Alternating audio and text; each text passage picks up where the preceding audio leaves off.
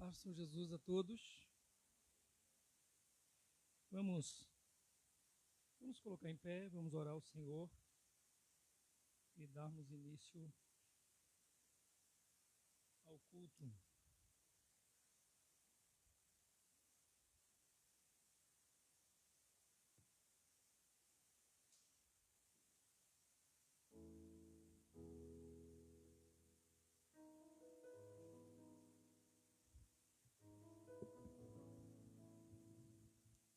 Senhor nosso Deus, Pai bendito, nós te adoramos, Senhor. Nós louvamos o teu nome. Te damos graças, ó Altíssimo, por esse momento glorioso de estarmos aqui em tua casa para celebrarmos o teu nome nessa noite, Senhor. Te louvamos, ó Deus, pela vida de todos que farão este culto, todos que estarão aqui, ó Deus, adorando, bendizendo o teu nome santo. Aqueles, ó Pai, que estarão acompanhando através da live no Facebook ou depois pelo YouTube, que o Senhor derrame graça e favor sobre a vida de cada um em nome de Jesus. Receba, Senhor, o louvor e adoração que nós te ofereceremos nessa noite diante do teu altar. E fala-nos, Senhor, através da tua palavra, derramando graça sobre nós, ó Deus. Faz com que tenhamos nós aqui, ó Deus, a mente esclarecida, os olhos abertos, Senhor, em nome de Jesus, e o coração, Senhor, encharcado pelo mover da tua palavra e do teu Santo Espírito. Pai bendito, queremos em nome de Jesus, nesse momento, suplicar a tua graça, o teu favor, ó Pai, em prol daqueles que estão enfermos, ó Deus. E aí, Pai, nós te apresentamos a nossa colega de trabalho, Michele, te pedimos, ó Deus, que use de misericórdia e compaixão, estenda as suas mãos, Senhor, para restaurá-la, recuperá-la, Senhor, do quadro em que se encontra. Assim como também, ó Deus, nós te pedimos pela vida da mãe da nossa irmã Beta, que em nome do Senhor Jesus, o Senhor também esteja estendendo suas mãos de graça e favor para restaurá-la, Senhor. Pai bendito, nós queremos em nome de Jesus apresentarmos as demais pessoas, aqueles outros mais que ainda estão hospitalizados, aqueles que estão em casa, mas estão enfermos, e talvez aqueles que venham a este culto hoje à noite, mas estejam enfrentando problemas de saúde. Nós colocamos esses problemas diante do poder da tua palavra, que eles sejam, ó Deus, tocados e sejam sarados em nome de Jesus. Muito obrigado, Senhor, por tua graça bendita de nos trazer a tua santa casa nesta noite, em o nome de Jesus, o amor maior. Amém, meu Deus. Amém.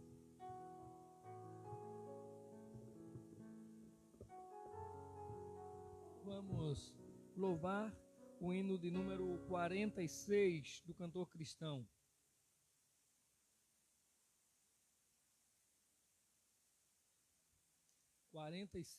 Do cantor cristão.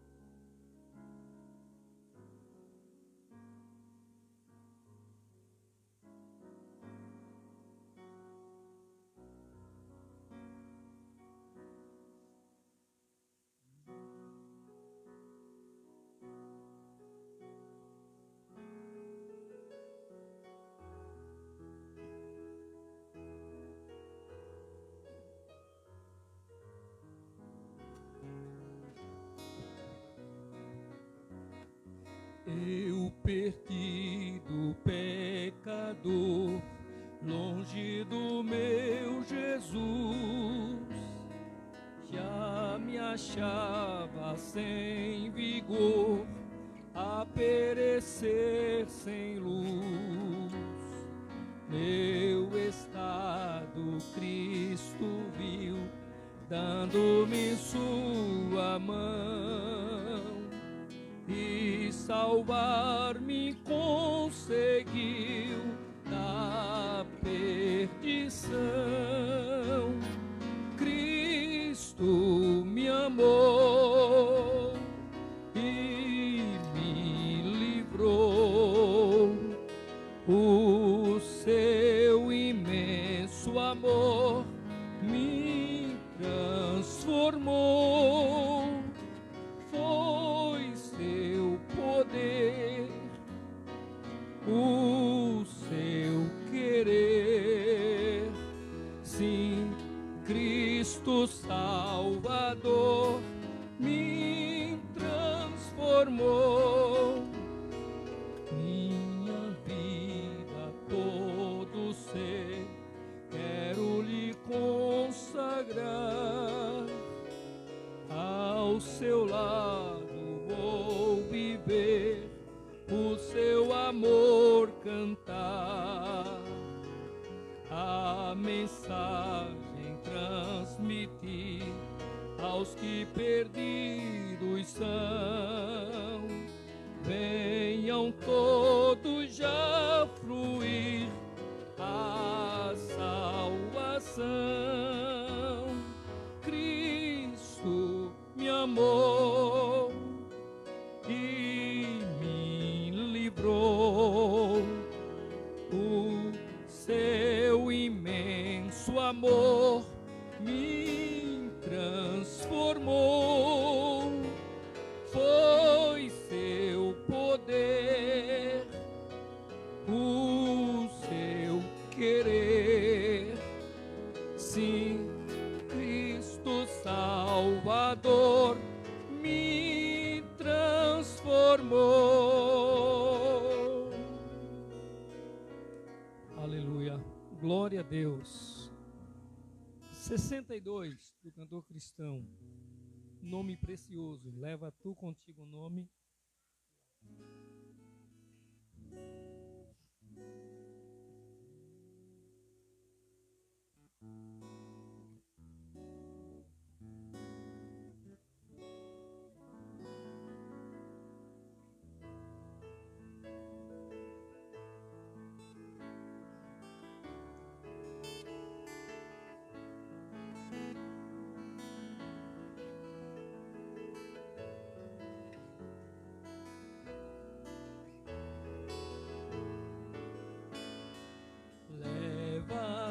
Contigo o nome de Jesus o Salvador. Este nome dá consolo, seja no lugar que for. Nome bom, doce a fé, a esperança do porvir. Nome bom, doce a fé, a esperança do porvir. Esse nome leva sempre para bem te defender. Ele é a arma ao teu alcance quando mal te aparecer. Nome bom, doce a fé, a esperança do porvir. Nome bom, doce a fé, a esperança do porvir. O que nome precioso, gozo traz ao coração. Sendo por Jesus aceito, tu terás o seu perdão. Nome bom, doce a fé, a esperança do porvir. Nome bom, doce a fé, a esperança do porvir. Nome santo e venerável é Jesus, o amado teu. Rei dos reis, Senhor eterno, tu aclamarás no céu. Nome bom, doce a fé, a esperança do porvir. Nome bom, doce a fé, a esperança do porvir. Louvado seja o nome bom de Jesus.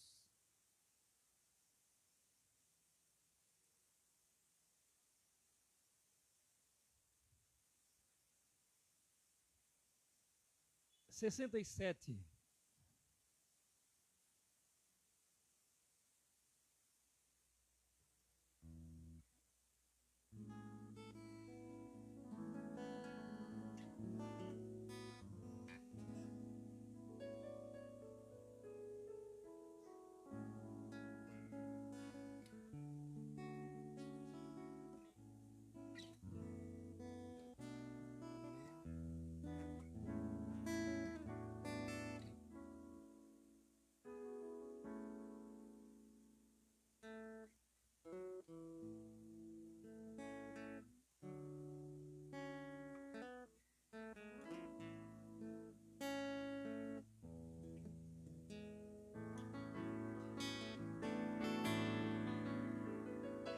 Eis entronizado à destra do bom Deus, como Rei eterno Cristo lá nos céus. Ele é Rei da glória que a Satã venceu. Feita tal vitória, Deus o recebeu. Pela sua graça, pelo seu amor, seja dado a Cristo cordial louvor. Veio resgatar-nos pela sua cruz, que apresentar-nos em celeste luz. Pela sua morte, pelo seu sofrer, o inimigo nunca poderá vencer. Pela sua graça, pelo seu amor, seja dado a Cristo cordial louvor. Mas o seu serviço continua ali, poderá valer-nos entretanto aqui. Por nós advogando com o Pai está, Ele nos ajuda e sempre ajudará. Pela sua graça, pelo seu amor, seja dado a Cristo cordial louvor. Amém. Louvado seja o nosso Senhor.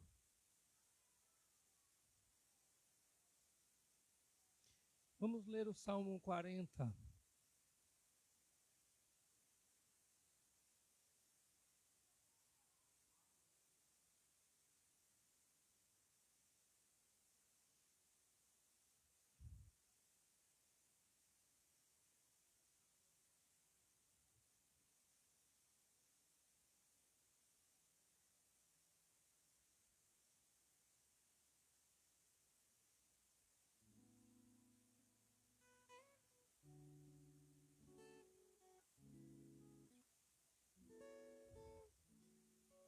Salmo 40, amém?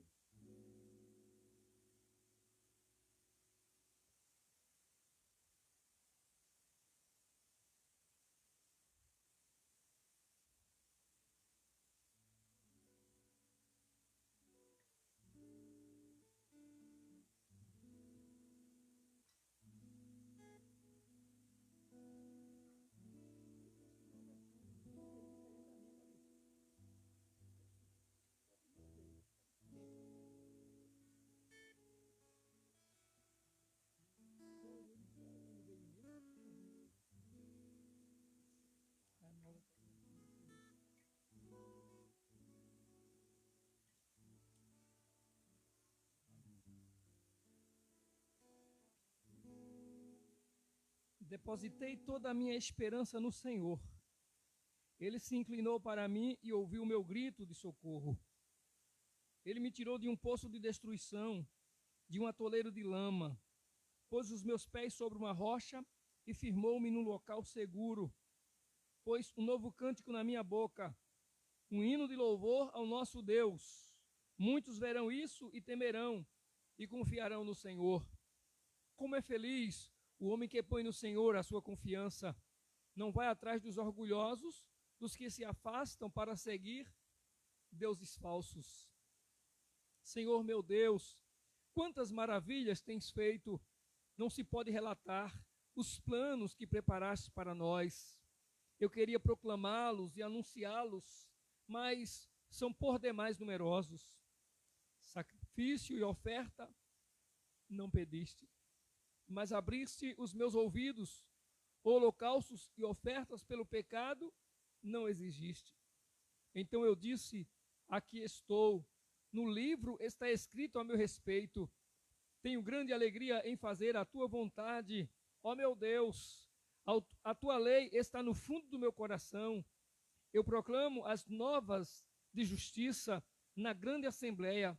Como sabes, Senhor, não fecho os meus lábios. Não oculto no coração a tua justiça. Falo da tua fidelidade, da tua salvação. Não escondo da grande assembleia a tua fidelidade e a tua verdade.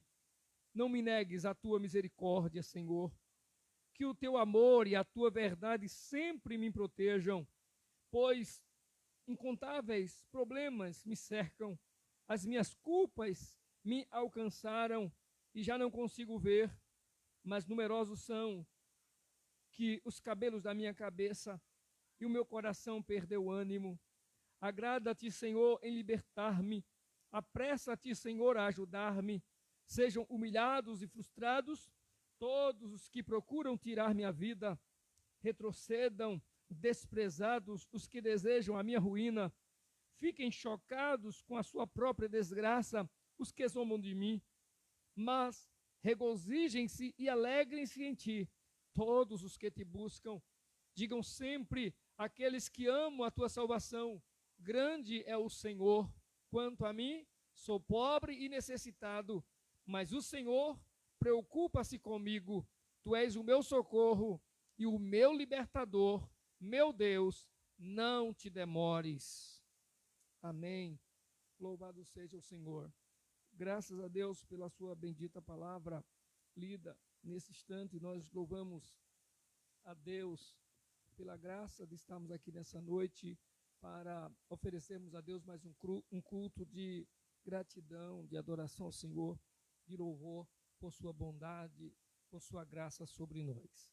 E nessa noite nós temos razões para agradecermos a Deus, tantas elas que, é claro, se cada um de nós fôssemos agradecer as maravilhas, as bênçãos do Senhor e o que Ele realizou em nossas vidas, a sua provisão, o seu livramento sobre nós não teríamos tempo suficiente para todos nós nos expressarmos. Então todos nós devemos ser agradecidos ao Senhor nessa noite pelo privilégio de conhecer a sua palavra, de servir a Ele e de estarmos aqui para a glória do seu nome. Mas nós temos nessa noite um motivo de gratidão ao Senhor pela vida das nossas irmãs que desceram as águas batismais hoje, as nossas irmãs Raquel, as Raquéis da igreja, né? A nossa irmã Eliane, que desceram as águas hoje, e tantos outros, eu acredito que mais 17 pessoas que ali do Mongi que foram batizadas nas águas hoje. Nós louvamos a Deus.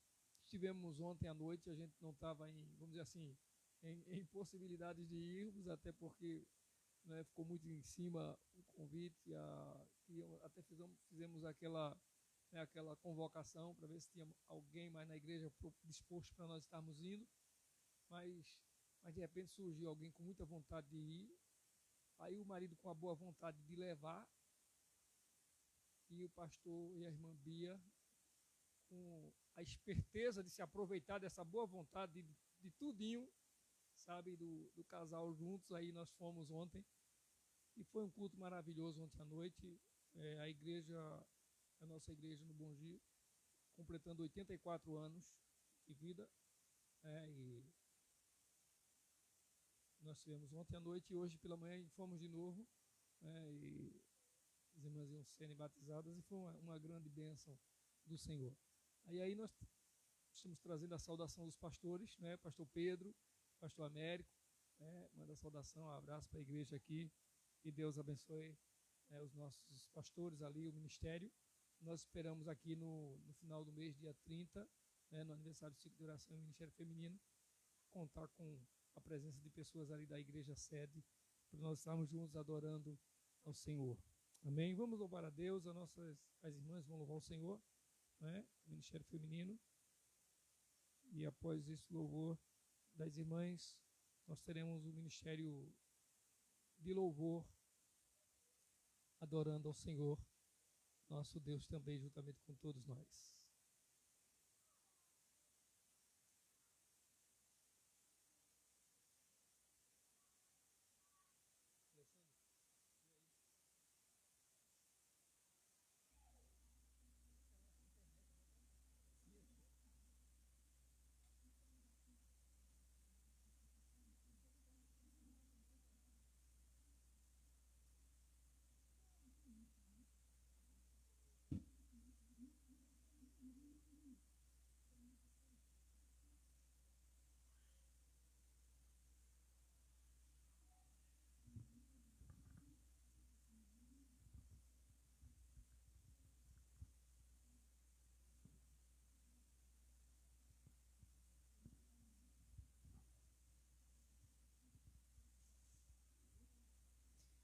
Graça e paz. Nós iremos deixar para a meditação da igreja Isaías, Salmo 65, versículo 4, que diz: Bem-aventurado aquele a quem tu escolhes e fazes chegar a ti, para que habites nos seus átrios. Nós seremos satisfeitos. Amém.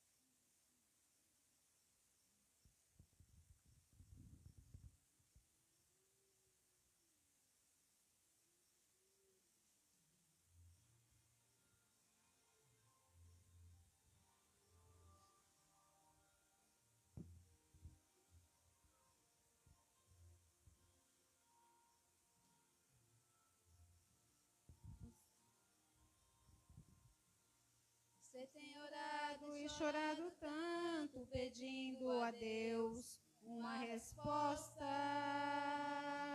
O inimigo tem entristecido o teu coração, travando as portas.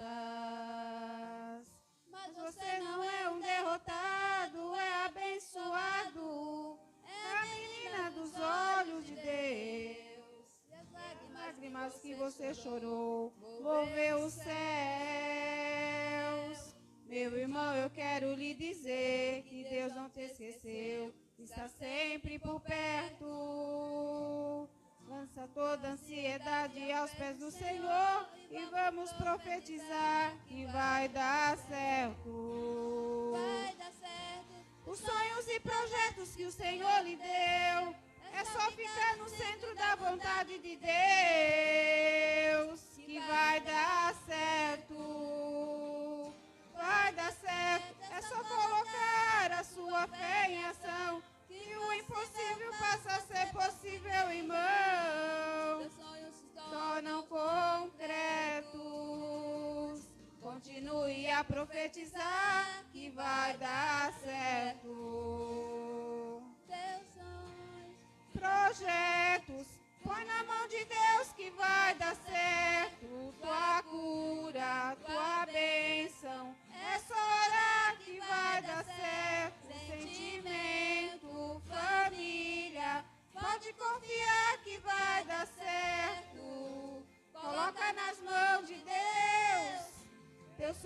e teus projetos.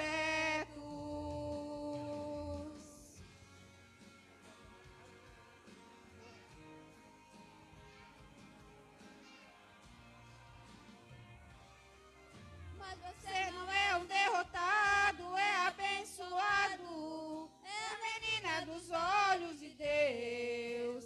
E as lágrimas que você chorou moveu o céu. Meu irmão, eu quero lhe dizer que Deus não te esqueceu, está sempre por perto. Lança toda a ansiedade aos pés do Senhor e vamos profetizar que vai dar certo. Vai dar certo. Os sonhos e projetos que o Senhor lhe deu, é só ficar no centro da vontade de Deus que vai dar certo. Vai dar certo, é só colocar a sua fé em ação, que o impossível passa a ser possível, irmão. Os sonhos se tornam concretos. Continue a profetizar que vai dar certo. Teus sonhos, projetos, põe na mão de Deus que vai dar certo. Tua cura, tua bênção, é só orar que vai dar certo. Sentimento, família, pode confiar que vai dar certo. Coloca nas mãos de Deus teus sonhos e teus projetos. Teus sonhos, projetos, põe na mão de Deus que vai dar certo. Tua cura, tua bênção, é só orar que vai dar certo. Sentimento, família, pode confiar que vai dar certo. Coloca nas mãos de Deus teus sonhos e teus projetos. Vai dar certo. Amém.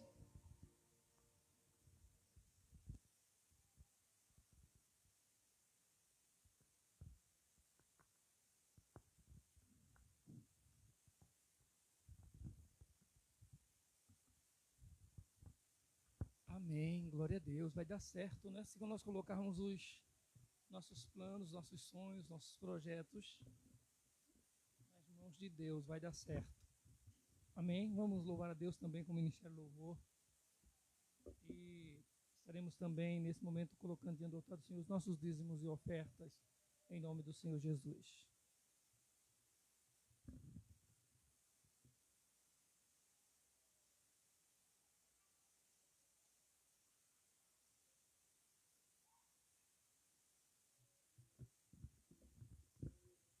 Oi, som.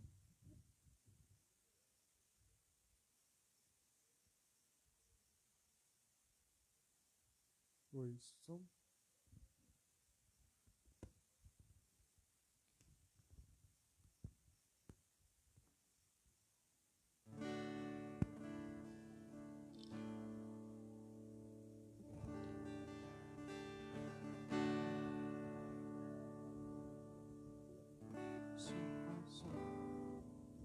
A graça e a paz do Senhor Jesus. Nós gostaríamos também de parabenizar as irmãs que desceram as águas hoje. Esse é um momento muito importante na vida daqueles que servem ao Senhor. A gente sabe que o batismo ele não tem caráter de salvação, ele não salva, mas todas as pessoas que entregaram a vida ao Senhor Jesus vão sentir o desejo de se batizar, porque ele tem uma simbologia muito importante. Ele reflete, né, o que nós éramos, o que nós passamos a ser a partir da nossa decisão de estar com Cristo. Amém?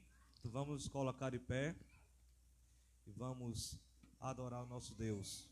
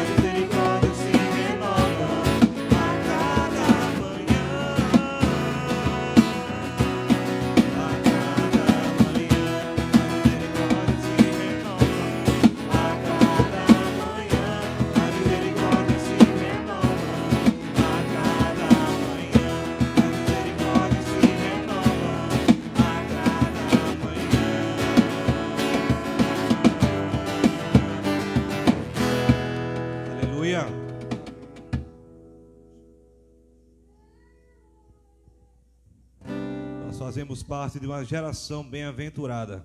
Nós sabemos que os dias, eles são maus, são dias difíceis, mas o Senhor separou o seu povo para estar proclamando a sua palavra aqui na terra, e nós somos parte dessa herança que Deus deixou aqui. Amém?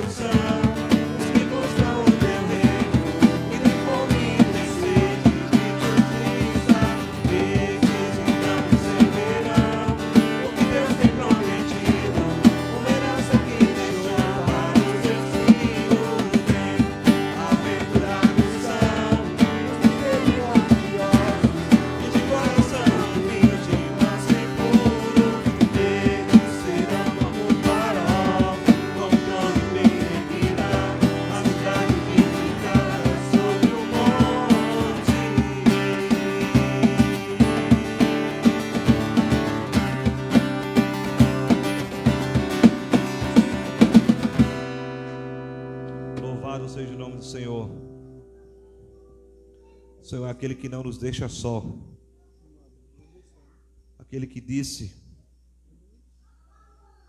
que deveriam ir a Ele todos os que estão cansados e oprimidos, ou sobrecarregados, e Ele os aliviaria.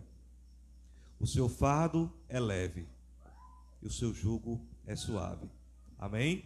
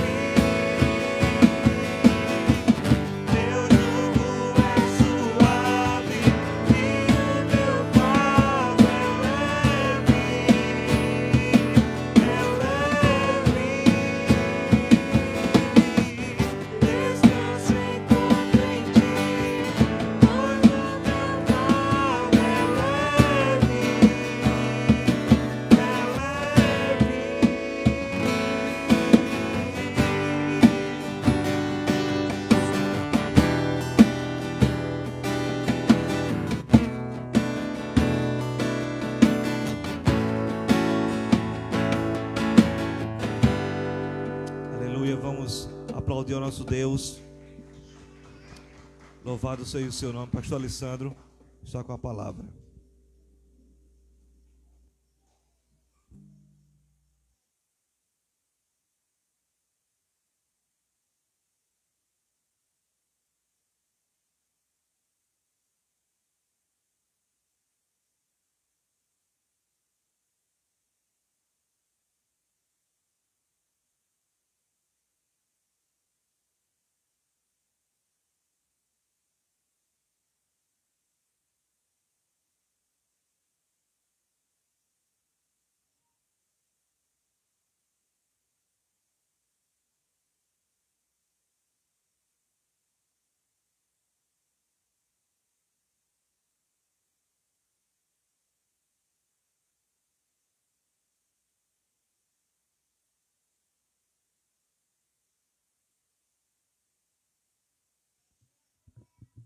Glória a Deus.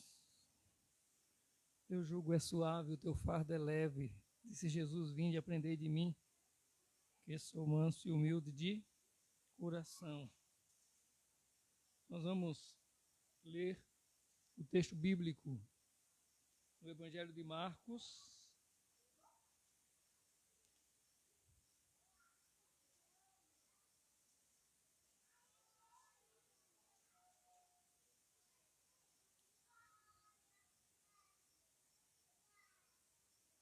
Marcos, capítulo 9.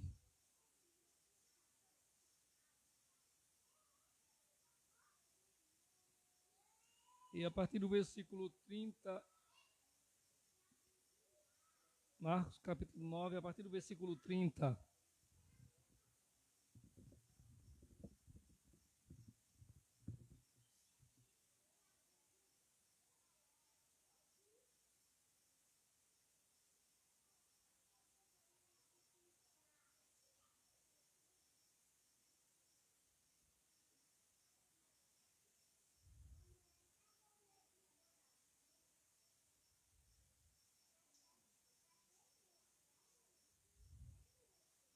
Nos diz o texto sagrado: eles saíram daquele lugar e atravessaram a Galileia. Jesus não queria que ninguém soubesse onde eles estavam, porque estava ensinando os seus discípulos. E lhes dizia: o Filho do Homem está para ser entregue nas mãos dos homens. Eles o matarão e 3 dias depois ele ressuscitará. Mas eles não entendiam o que ele queria dizer e tinham receio de perguntar-lhe. E chegaram a Cafarnaum. Quando ele estava em casa, perguntou-lhes: o que vocês estavam discutindo no caminho?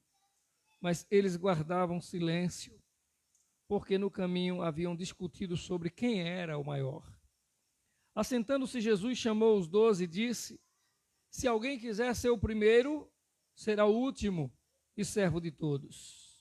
E tomando uma criança, colocou-a no meio deles, pegando-a nos braços, disse-lhes: quem recebe uma dessas crianças em meu nome, está me recebendo, e quem me recebe, não está apenas me recebendo, mas também aquele que me enviou. Amém? Vamos fazer mais uma oração ao Senhor nosso Deus, pedindo-lhe graça, agradecendo a Ele por esse momento de louvor, de adoração, apresentando, consagrando a Ele os nossos dízimos e ofertas e as nossas vidas, e rogando-lhe graça para a compreensão da sua palavra, enquanto ministramos em nome de Jesus. Senhor nosso Deus, Pai bendito, nós queremos louvar o Teu nome mais uma vez, Te bendizendo, Senhor, por este momento tão glorioso, tão precioso, tão alegre, de adoração, louvor ao Teu nome. Faz parte, Senhor, de todo esse momento de culto a Ti, dedicado. Pai bendito, queremos agradecer-Te pelo momento do ofertório, que também, ó Deus, é momento de adoração, é momento de gratidão, é momento, Senhor, de obediência e de reconhecimento de que o Senhor é dono de todas as coisas e que tudo o que temos e somos foi o Senhor que nos fez e que nos deu, e nós louvamos o teu nome. Apresentamos diante de ti, ó Deus, a vida de cada um dos teus filhos, da tua igreja, de cada ofertante, de cada dizimista, Pai, que tem sido, ó Deus, sincero e obediente à tua palavra, que tem colocado, Senhor, em primeiro lugar a tua palavra e o obedecer ao Senhor. Rogamos, ó Deus, que o Senhor estenda as suas mãos sobre cada um, que o Senhor venha a cada dia, Senhor, suprir as suas necessidades, que os seus façam prósperos, ó Deus, em nome de Jesus, que sejam benditos em todas as coisas, que sejam benditas, Senhor, a sua família, a sua casa, os seus projetos, o seu trabalho, que eles vejam a tua boa mão estendida sobre eles. E, Pai, em nome de Jesus, nós queremos pedir, Senhor, por aqueles que precisam e têm orado para que portas sejam abertas, para que venham os recursos, para que as necessidades sejam atendidas. Nós rogamos a tua provisão sobre cada um deles. E queremos, ó Deus, rogar-te nesse momento que o Senhor venha fazer-nos, ó Deus, entender a mensagem da tua palavra e que o Senhor venha realmente falar-nos através da sua palavra. Sim, meu Deus, para que apenas o teu nome, o teu santo nome, seja engrandecido nessa noite. Nós te adoramos, nós te louvamos, ó Senhor, em nome de Jesus, o amor maior. Amém.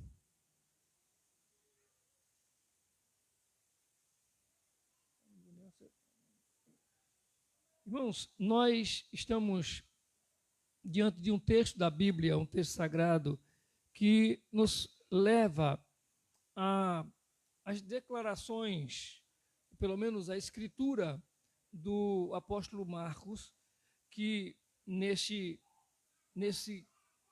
texto, que é a segunda parte, digamos assim, quando se divide o livro ou o Evangelho de Marcos, é a segunda parte do Evangelho de Marcos, e que nesse texto ele fala-nos, ou ele vem nos mostrar, por exemplo, que o ministério de Jesus, que Jesus é o Filho de Deus. E nós encontramos no Evangelho de Marcos, é claro que em outros evangelhos também, mas no Evangelho de Marcos, como foi o que nós lemos agora, Jesus anunciando a sua paixão, o seu sofrimento, prisão, a prisão, sofrimento, morte e ressurreição. Bem, e aí, quando a gente observa isso, Jesus, ele já tinha feito isso no capítulo 8. E aí você vai lembrar, por exemplo, que foi lá no capítulo 8 que Jesus disse que ia morrer, que ia ser morto, mas que ia ressuscitar. Só que quando Jesus falou que ia ser morto, Pedro disse, não, Senhor, não diga isso não pode acontecer. E aí vem aquela palavra que Jesus disse, para trás de mim, Satanás. Lembra disso? Que Jesus falou essas palavras no momento em que Pedro dizia para Jesus, ou repreendia, quando Jesus falava que ia ser morto. Mas aqui Jesus trata novamente isso. Nesse capítulo 9, Marcos mais uma vez relata Jesus dizendo que vai ser morto, o Filho do Homem está para ser entregue nas mãos dos homens, eles o matarão e 3 dias depois ele ressuscitará. Jesus mais uma vez está tratando isso, Jesus mais uma vez está falando disso. Agora, irmãos, veja uma coisa, o que é que Jesus faz quando ele relata essa paixão, esse sofrimento, a morte dele? Jesus, ele trata isso de uma maneira serena, de uma maneira tão tranquila. E por que isso? Por que Jesus faz isso? Porque essa atitude tão serena de Jesus, isso demonstra a aceitação, a total submissão de Jesus. Ou seja, Jesus está de conformidade com os planos, com os projetos do Pai. E os planos do Pai era que Jesus viesse para morrer, não é? Alguém quando lê aquele texto diz assim, ele veio para os que eram seus, e os seus não o receberam. Parece até que Jesus foi enviado por Deus para ser aceito, recebido por todo mundo e não morrer.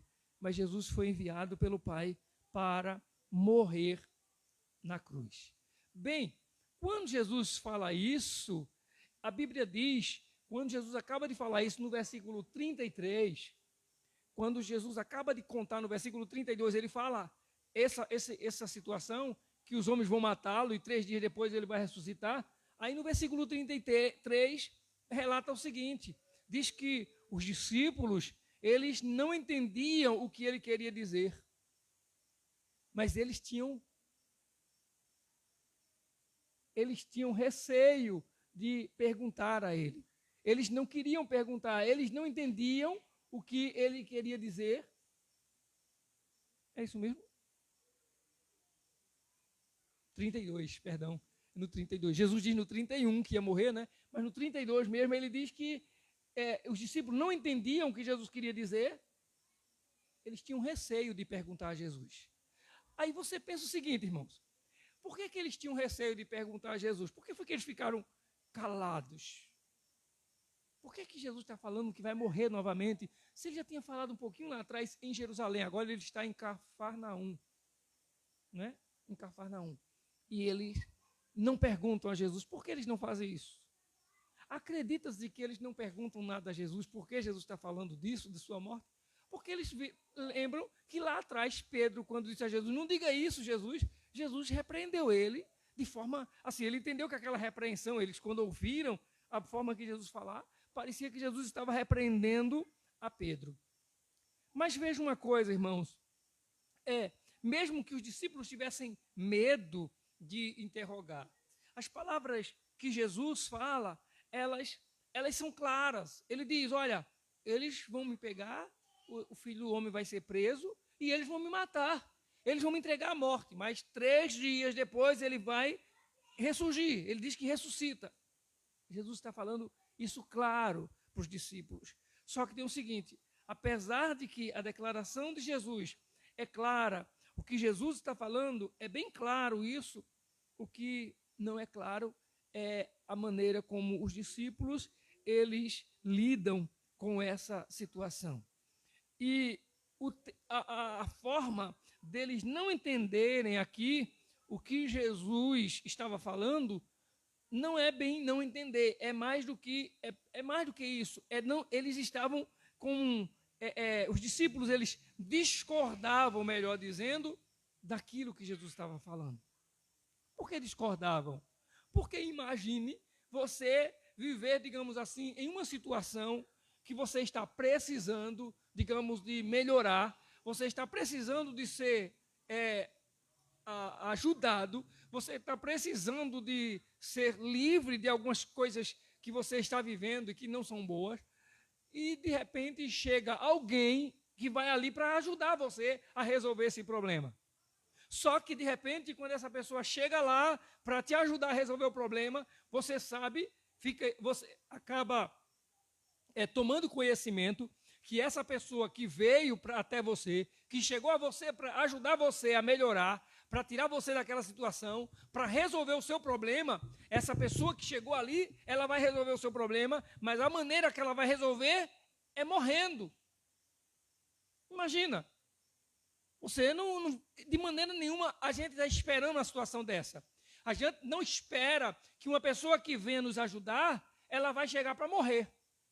A gente espera que ela chegue para a gente para nos dar força, para nos encorajar, para nos motivar, para nos levantar, para dizer assim, na sua fraqueza eu vou estar com você. Na hora que você precisar, eu te ajudo, eu vou dar força, eu vou estar do teu lado, eu vou segurar a tua mão, eu vou ajudar você a resolver esses problemas. Mas dizer que vai resolver com morte, como se diz, é quase que inaceitável, é incompreensível da parte dos discípulos. Mas apesar deles, digamos assim, discordarem de Jesus, é claro que eles não concordavam, eles não criticavam ele. Eles preferiram ficar calados. Só que no silêncio deles, eles estando calados, Jesus sabia do que passava na mente deles. E mais ainda, surge um outro problema. enquanto eles estão com silêncio quanto ao que Jesus havia acabado de falar, eles tinham vindo de Jerusalém, onde Jesus já havia anunciado que ia morrer, e agora estava em Cafarnaum, e no caminho eles vinham conversando um assunto entre eles não falaram com Jesus, eles não disseram para Jesus, era baixinho, lá nos bastidores, eles conversavam entre si, e a conversa deles é o seguinte: ele disse que vai morrer, ele disse que vão matá-lo, e quando ele morrer, ele falou até agora para a gente que ele é o Senhor, e que ele vem para fazer a vontade daquele que é o Senhor, o Pai, e promover o seu reino.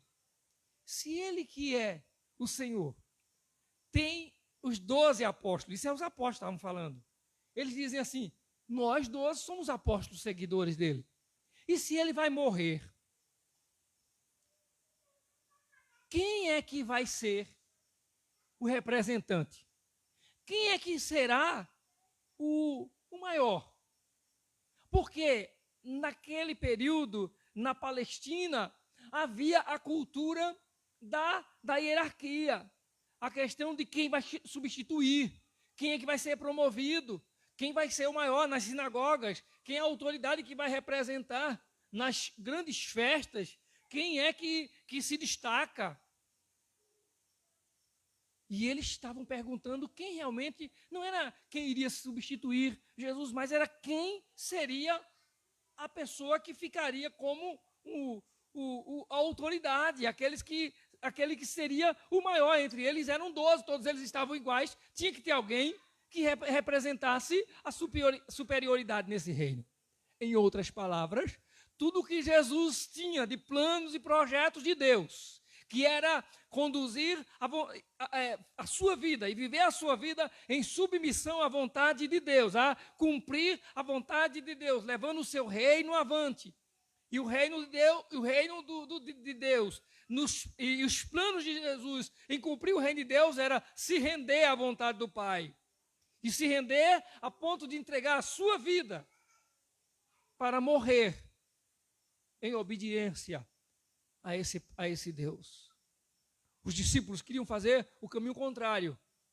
Ao invés de morrer, eles queriam saber quem vai crescer, quem vai ser o maior, quem vai se destacar aqui nesse lugar.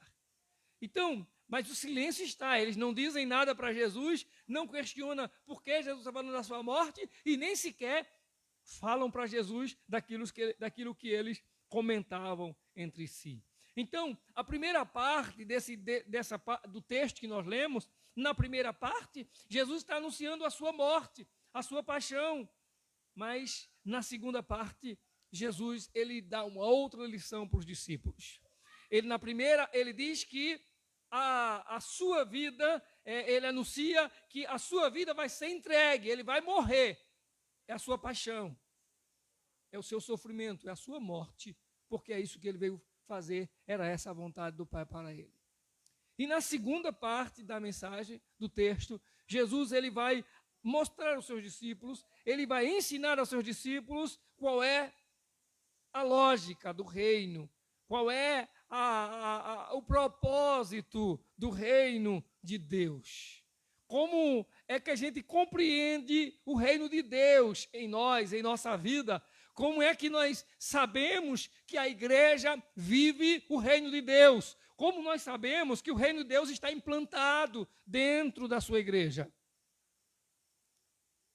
E é lógico que nós vamos encontrar nas igrejas de hoje muita gente andando na ideia, no pensamento, na lógica que estavam os discípulos de Jesus. Qual é a lógica? A lógica é a seguinte, é que Jesus não está aqui, mas Jesus tinha 12 apóstolos. Mas os apóstolos de Jesus não estão mais aqui. Mas tem que ter alguém aqui que tenha a autoridade apostólica. Então começam a surgir os títulos dentro da igreja. Apóstolos, bispos e profetas. As pessoas começam a se rotular, se intitular. Por quê? Porque isso demonstra autoridade. Quando Quando numa igreja se diz assim, o pastor fulano vai falar, é uma coisa. Mas quando se diz o bispo fulano, é outra. E quando se diz o apóstolo, pronto, o trânsito fecha na rua. Não passa carro porque o apóstolo é quem vai ministrar na igreja. Irmãos, é o caminho inverso. Mesmo que se aceite, mesmo que se compreenda, mesmo que. Até porque dentro da igreja, no meio evangélico em geral, existe, por exemplo, inverdades que são pregadas há centenas de anos. Inverdades, mas que são tão, digamos assim, insistentemente impregnadas dentro da igreja, que se tornaram verdades. Coisas que não é, mas o povo diz que é. Ou você nunca ouviu falar, por exemplo, ou você nunca ouviu dizer, por exemplo, assim, ou você nunca ouviu dizer assim, se você nunca ouviu, é a primeira vez, mas eu acredito que a maioria aqui já ouviu, por exemplo, dizer assim, a gente sabe que a mulher que usa calça isso não vai impedir da mulher ir para o céu, né? Já ouviu isso ou não? Já ouviu? A irmã usa um brinco, isso não vai impedir dela ir para o céu. Se ela cortar o cabelo, não vai impedir dela ir para o céu. Você vai ouvir isso, mas no final, aí o caba diz assim, mas se a igreja que ela está, se a igreja dela, a norma da igreja dela, é para não usar calça, se ela usar, ela peca. Quer dizer que o pecado não é mais responsabilidade, está entendendo? Ou seja, o que é pecado não é o que é contra Deus, é o que é contra a norma da igreja. Ou seja, aquilo que é inverdade se torna verdade e o povo aceita. E o povo ainda prega anunciando isso. E diz isso com a clareza, com a força tão grande. E isso não só diz neoleigo, não. E diz isso pastores por aí, diz, se você está numa igreja, a igreja regra. Não, sai dela. Agora, dizer que é pecado, não é pecado. Ela pode lhe esculachar de lá, ela pode lhe expulsar, ela pode até lhe matar. Mas ela não pode dizer que é pecado, não, porque não é pecado, se não é na Bíblia. Se não te impede de ir para o céu. Mas sabe o que é isso? É porque, mesmo parecendo cristãos verdadeiros, mesmo os apóstolos do Senhor Jesus estando de lado dele, seguindo ele, mas a noção, a lógica que eles tinham de reino, era que o reino era com autoritarismo. O reino era com engrandecer. O reino era com ser exaltado. O reino era ser promovido. O reino era ter a superioridade. O reino era ter nome, era ser aquela pessoa que se destaca. E eles queriam saber quem era o maior, quando Jesus morresse. Se ele não tiver mais com a gente, quem é o maior? E aí, quem é que a gente vai se reportar? É a Pedro, é a João, é a Tiago? A quem a gente se reporta? Eles não estavam preocupados qual era a visão do reino, qual era o projeto de Deus. Eles estavam preocupados qual era a lógica deles, baseado em quê?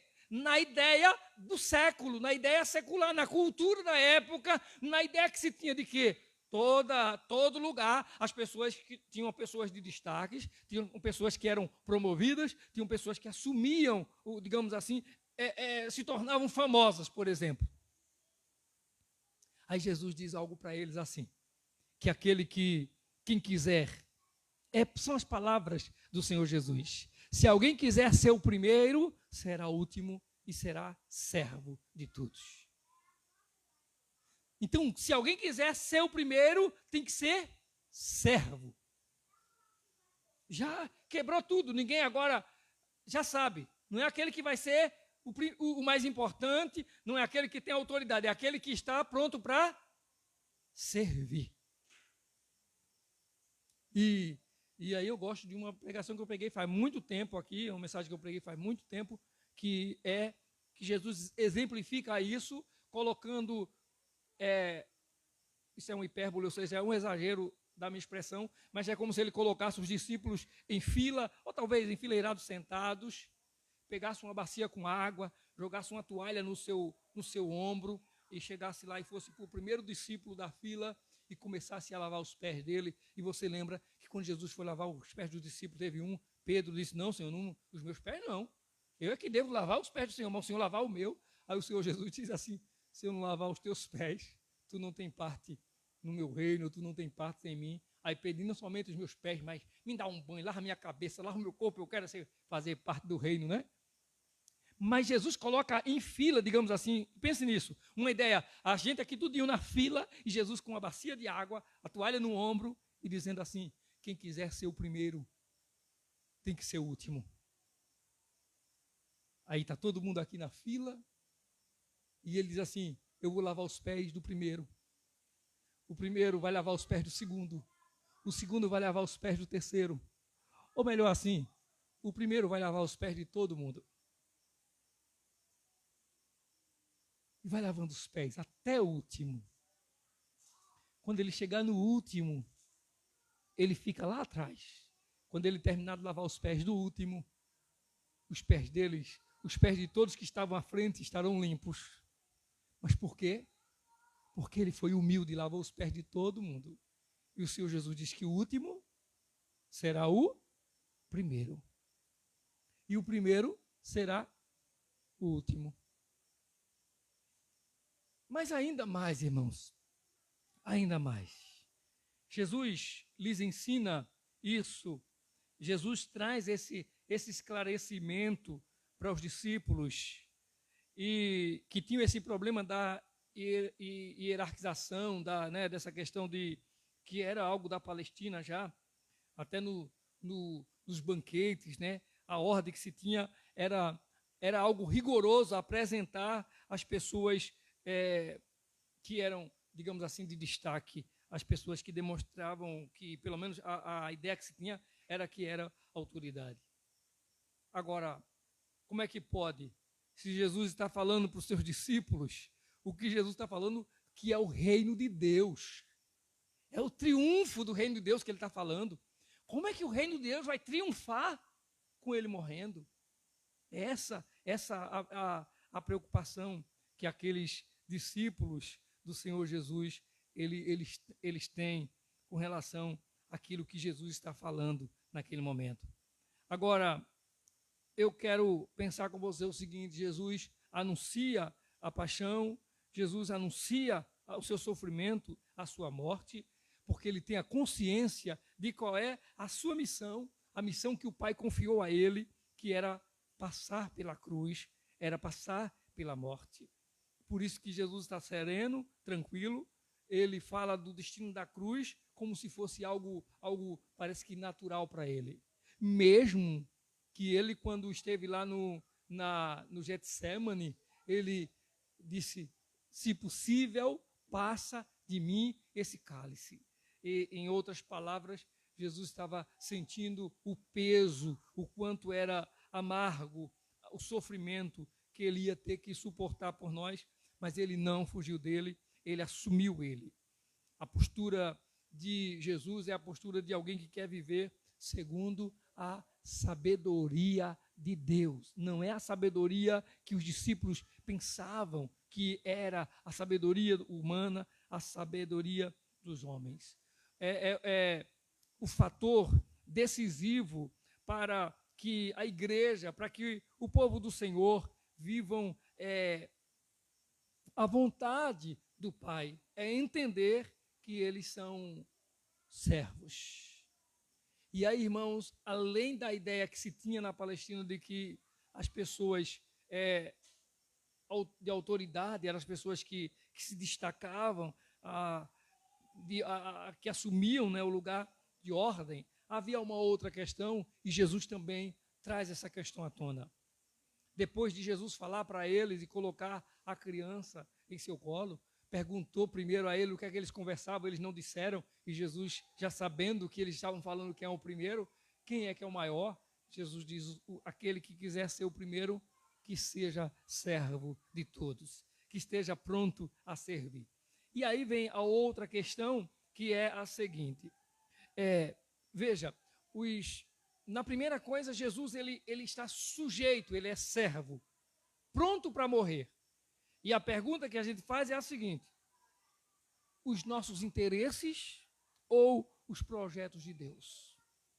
O que nós queremos viver? São os nossos interesses ou queremos viver os planos de Deus para a nossa vida, ainda que isso nos custe a vida, ainda que isso custe um preço para nós? O que nós queremos para nós? Qual é a nossa escolha? É o nosso interesse ou é os planos, os projetos de Deus para nós. Aí quando chega na segunda parte, que Jesus ele trata não somente da questão do servo, mas Jesus faz uma outra coisa. Ele pega uma criança ali, traz a criança, coloca no seu colo, pega essa criança pelos braços e diz assim, que quem receber aquela criança, ele diz, em meu nome, está me recebendo. E aquele que me recebe, recebe o Pai. Você sabe por que Jesus pega uma criança e coloca no seu colo? Naquela época, naquela cultura, as crianças elas não tinham valor. As crianças elas não eram tidas como algo de importância. Não tinha significativos assim não. Para você ter uma ideia, a criança ela vinha a aparecer, o menino, o filho homem do sexo masculino, vinha a aparecer depois que ele chegava ao período que havia a lei, que era quando ele passava pela circuncisão, e aí era definido realmente qual era a sua religião, que ele era um judeu. Jesus está dizendo, pegando aquela criança e colocando no seu colo, e mostrando para os discípulos o seguinte, primeiro, eu já falei para vocês que quem quiser ser o primeiro, tem que ser servo. Quem quiser ser o primeiro no reino, tem que servir, tem que estar pronto a se doar. A segunda lição, Jesus está dizendo o seguinte, vocês conhecem essa criança? Vocês não conhecem essa criança. Vocês não sabem quem é essa criança. Vocês não estão preocupados com os interesses dessa criança. Vocês não olham para essa criança. Vocês não dão atenção a essas crianças. Você vê, por exemplo, no Novo Testamento, você vê, a não ser Jesus, você vê em nenhum momento dizendo que tinha, digamos, escola de crianças. Você não vê. Você não vê referência lá nos textos bíblicos dizendo que havia uma creche. É só um exemplo, forma de dizer. Um lugar onde era acolhido crianças abandonadas, crianças órfãos. Você não ouve falar disso. Ou seja, o que Marcos faz, o que o apóstolo faz, é registrar aquilo que Jesus, o nosso Senhor, ele quer nos ensinar, irmãos. Nem o apóstolo está, por exemplo, os apóstolos não registram, digamos assim, acontecimentos da época, mas eles registram os fatos em Jesus. E o que Jesus faz é baseado em justamente trazer para o seu povo, trazer para os seus apóstolos, trazer para a sua igreja o entendimento de o que é o reino de Deus, como se define o reino de Deus. E deixa eu falar uma coisa para você. O reino de Deus, a igreja de Deus, não é para cair no poder, nem estar preocupado em falar em língua, dizendo que é cheio do Espírito Santo. A igreja de Deus é chamada para servir. Nós fomos chamados para ser servos, para estarmos dispostos a servir, a doar, a acolher, a abraçar, a ajudar, a levantar. A igreja do Senhor foi chamada para isso. Jesus pega a criança no seu colo, vocês conhecem? Não. Vocês sabem que é essa criança? Não. Vocês sabem a necessidade dela? Não. Vocês conhecem que ela? Não. Ninguém olha para essas crianças, ela é desprezada, ela é esquecida, ela é abandonada, ela é inferior, ela é a menor. Jesus está dizendo para os discípulos o seguinte, quem receber a criança está me recebendo. Em outras palavras, Jesus está dizendo, a igreja do Senhor, o reino de Deus se estabelece em acolher aqueles que são esquecidos, em ir buscar os que estão perdidos, aqueles que são abandonados, desprezados, aqueles que não têm prestígio, aqueles que não têm valor, é os que são aceitos no reino. E se você vive isso, se você quer promover o reino de Deus, então seja servo, acolhe, dê valor, traga aquele que está perdido, traga aquele que está abandonado, aquele que não tem acolhimento, aquele que não tem nada para ele. Se doe, faça alguma coisa. Se você fizer isso, você está me recebendo, disse Jesus. E vocês já sabem que se vocês me recebem, vocês recebem o Pai. Foram as palavras do Senhor Jesus. Na nossa sociedade, Nessa sociedade onde nós vivemos, os primeiros são os que têm dinheiro, os que têm poder, os que frequentam aquelas festas mais importantes. Esses são os primeiros. Né? Eu fico observando, eu observava isso, por exemplo, eu ia, quando eu, bem mais novo, né? Bem mais novo do que estou hoje, eu trabalhava no comércio e eu ia fazer depósito no banco. Eu ia levar o dinheiro do lugar onde eu trabalhava, saía com um envelope desse tamanho, cheio de dinheiro na mão, ia para o banco. E quando chegava lá no banco, eu ainda tinha que ficar na fila. E o meu patrão ainda tinha sido uma das maiores autoridades da cidade, tinha sido ex-prefeito, aliás, tinha sido prefeito, era ex-prefeito. E eu chegava lá com aquele pacote de dinheiro, ficava lá na fila, esperando quando chegava a minha vez, que eu entregava o dinheiro lá e...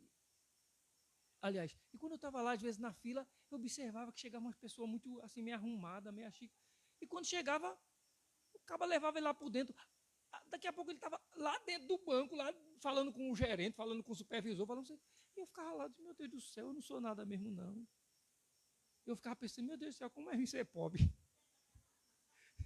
Como é bom ser importante, né? Como é bom ser importante, né? Não chega no lugar, acaba de ir lá, ô fulano, ô doutor, venha para cá, né? Um instante.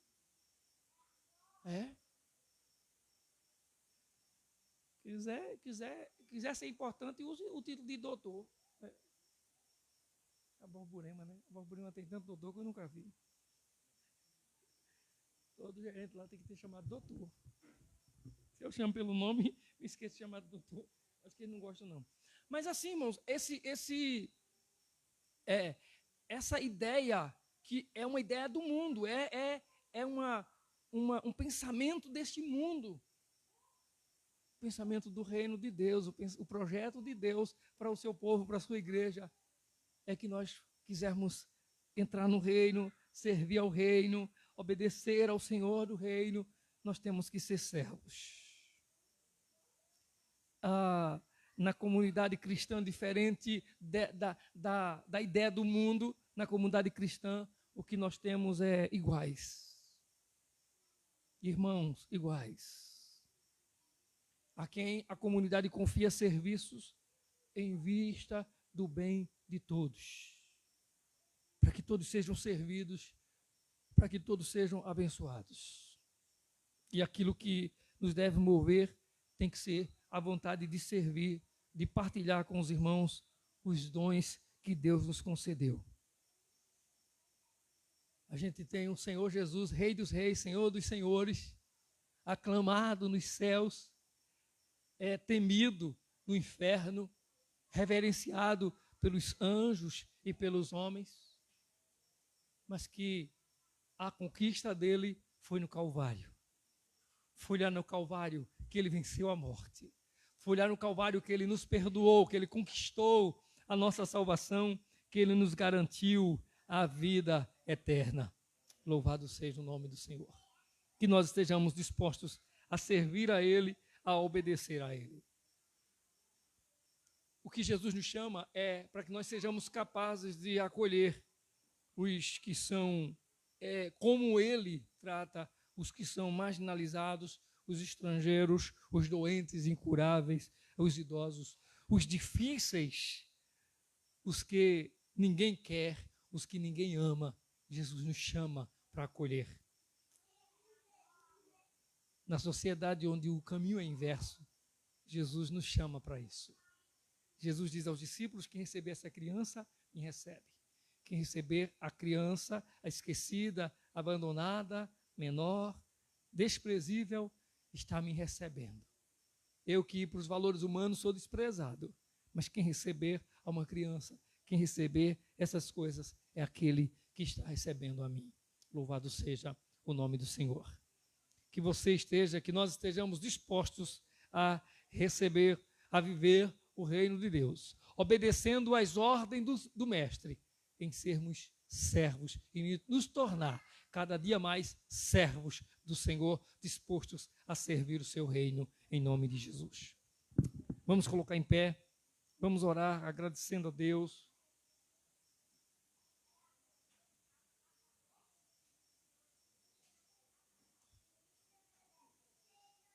Continuem orando pela mãe da nossa irmã Beta, que passou pelo procedimento essa semana.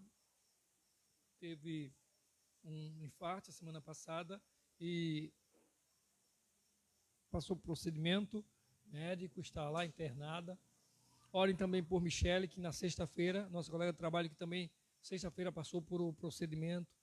Mas a gente coloca assim diante do quadro, diante da situação humana, né, e clínica mesmo, até os médicos é quem colocam isso. É difícil, a situação não é fácil. Mas nós temos um Deus que para Ele não há impossíveis, diz a palavra. Um Deus que pode todas as coisas. Amém? E nós vamos confiar nesse Senhor e clamar a Ele em nome de Jesus. Oremos. Amado Deus e Pai, bendito é o Teu nome, Senhor. Queremos dar-te graças, ó bendito Senhor, por Tua palavra. Queremos dar-te graças, Senhor, pelo ensinamento dado aos Teus discípulos, aos Seus apóstolos, e dado a nós também nessa noite, através da Tua bendita palavra. Que nós, Senhor, estejamos dispostos e prontos, Senhor, a servir, ó Deus. A estarmos, ó Deus, nos submetendo à vontade do Pai, em obediência. A acolhermos, Senhor, aqueles que são mais precisos, mais necessitados, aqueles que estão abandonados, aqueles que ninguém quer, aqueles que ninguém ama, aqueles que ninguém aceita, aqueles para quem, ó Deus, ninguém estende a mão. Nos ajuda, Pai, a sermos verdadeiramente cristãos, como nos ensina a Tua palavra, a sermos o exemplo de Jesus. Jesus diz aos seus discípulos que Ele vai, e quem quiser ser o maior, faça como Ele. Pega a criança abandonada, suja, perdida, desprezida, esquecida, coloque no seu colo, acolha. Lembre-se daqueles que são desfavorecidos. Que esteja pronto, ó Deus, a se submeter à vontade do Pai. Que nós aprendamos essa lição que Jesus ensinou aos apóstolos. Ajuda a Tua igreja, o Teu povo. Mais uma vez, ó Deus, nos colocamos diante do Teu altar de oração e adoração, a vida de Michele, a vida, Senhor, da mãe da nossa irmã Beta. Que o Senhor esteja sendo com elas nessa sua recuperação, que o Senhor seja favorável e a tantos outros que estão sofrendo.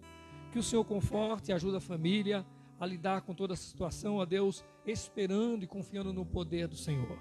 Nós queremos agradecer-te, ó Deus, por Tua bondade. Queremos Te agradecer, ó Deus, por tudo que nos deste e fizeste nessa semana.